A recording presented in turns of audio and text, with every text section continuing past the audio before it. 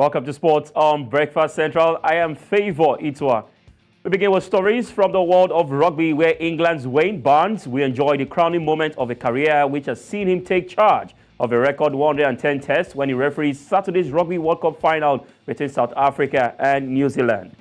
The 44-year-old lawyer is the second Englishman to referee the final after Ed Morrison, who was in charge when coincidentally New Zealand and South Africa last met in the title decider in 1995.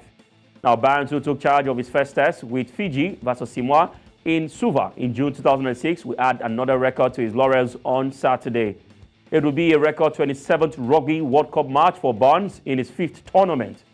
The final will be his 6th match in the middle during France 2023, equaling the record he set 4 years ago when he took charge of New Zealand's defeat of Wales in the 3rd place, 4th place playoff in Tokyo. Interesting one for Barnes, and we hope to see what he does on Saturday. And now to football in Nigeria. The processes for the 2024 Federation Cup men and women competitions will begin on Tuesday with the registration of interested clubs by the football associations in the 36 states of the Federation as well as the Federal Capital Territory. After the 1-month registration period, the state FAs will submit the completed players' licenses to the Nigerian Football Federation for production between 1st to 8th of December 2023 before the commencement of the state competition that has been scheduled for the period 20th January to 25th February 2024. Now, each state FA and the FCT FA will on 26th of February 2024 provide the NFF with its 2 representatives for the national competition. Registration fee for the clubs for the men's competition has been pegged at 150,000 naira, while clubs interested in participating in the women's competition will pay the sum of 100,000 naira each. Late registration for the men's competition will be 200,000 naira and 120,000 naira for the women's competition. The oldest competition in Nigerian football, of course, will begin later this year with registrations, and we hope to see who will be crowned champions of the Federation Cup in Nigeria. And now to football stories in Africa. The official match ball for the 2023 Africa Cup of Nations holding next year in Cote d'Ivoire has been released.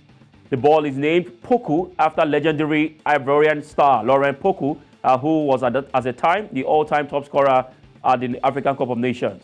In 2 editions, he was top scorer in 1968 and that of 1970, grossing 14 goals, 6 in 1968 and 8 in 1970.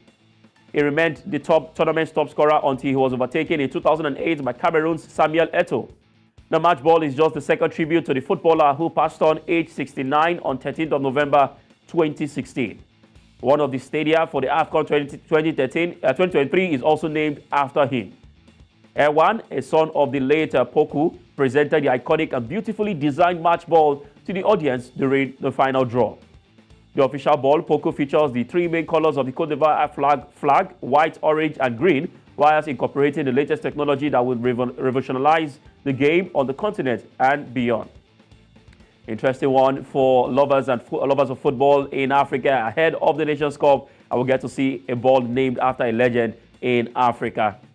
And now to club football. Following a meeting on Monday morning, Molefi Ntseki's tenure as the head coach of Kaizer Chiefs was ended amicably by mutual consent.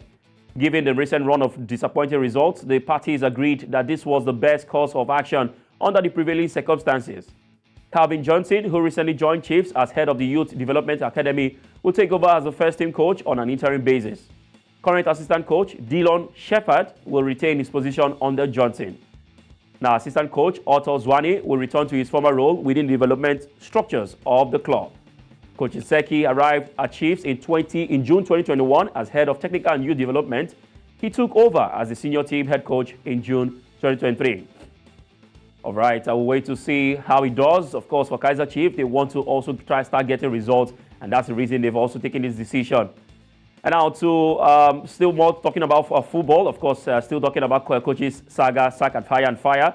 Coach Maurice Stern has left Ajax by mutual consent after just 4 months in charge. Now, the 49-year-old joined from Sparta Rotterdam in June on a 3-year deal. But a poor start to the season has left the 36-time Dutch champions second bottom of the Eredivisie table with just 1 win from 7 league games. Stern and Ajax management agreed to part ways after meeting twice on Monday, with assistant coach Hedwigs Maduro taking charge as caretaker boss. Ajax won just 2 of their 11 games in all competitions under Stern, who has also managed ADO Den Haag, VVV Venlo and NAC Breda. Erik ten Hag led Ajax to 3 state league titles before leaving for Manchester United in the summer of 2022, and his replacement, Alfred Schreuder, was sacked in January 2023. Interim boss John Hartigan was also given a job until the end of last season when Ajax finished third before joining West Ham United as a first-team coach. It seems Erik ten Hag has the key to unlock the fortunes of Ajax, but of course he's now with Manchester United.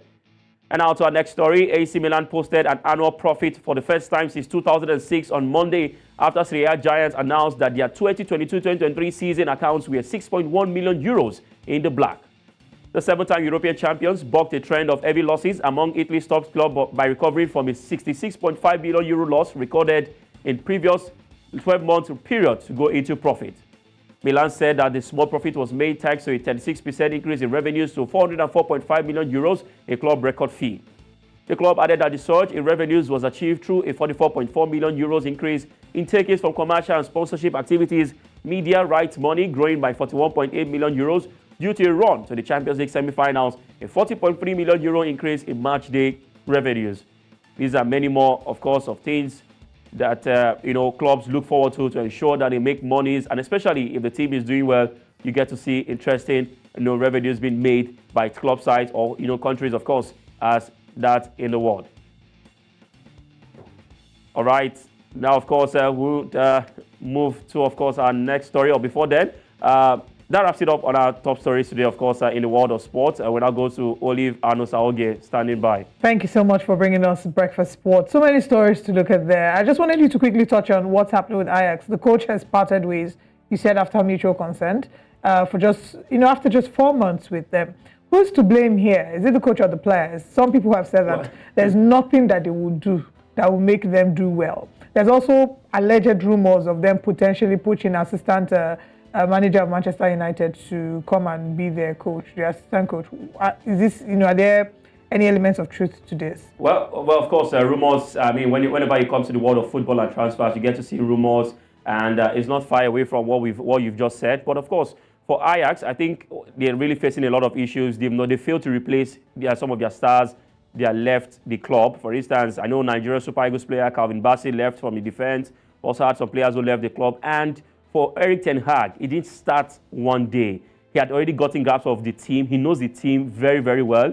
And he's one man that is just beyond a coach. He wants more from you. He wants an extra thing from you. And the manager that replaced Erik ten Hag, he asks yourself, is he a serial winner? Ajax is known to win trophies. And you're bringing someone who is yet to taste what Erik ten Hag have tasted in terms of trophies, a serial manager. I think it's not going to help because when you look at Holland in general, one of the biggest clubs in Holland is Ajax, and they are used to winning. That's why you see that they won result, and they've sacked 3 managers in the last 2 years since Erik ten Hag left the club. So no likely replacements. Man U's assistant manager. On interim, they have a replacement, but I think for now, top coaches in the world are currently engaged.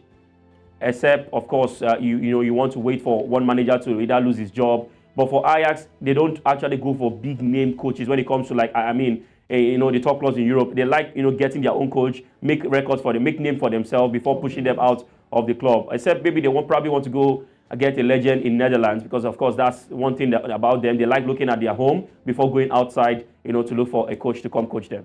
Well, anyway, we'll see. We wish them all the best, and we wish Stain all the best with his career going forward. Thank you so much, Favour, for joining us this morning. Thank you very much for having me.